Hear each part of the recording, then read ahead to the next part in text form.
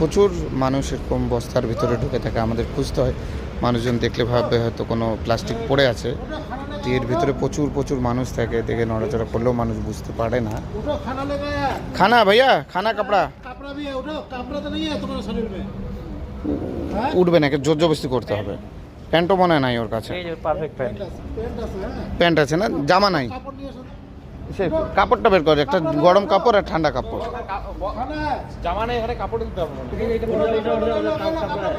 ওকে জোর জবরদস্তি করতে হবে, না তো হবে না। অরিজিৎ ওকে টাইনে উঠা, ওকে হাত ধরে উঠায় তারপর পড়া, না তো পড়বে না।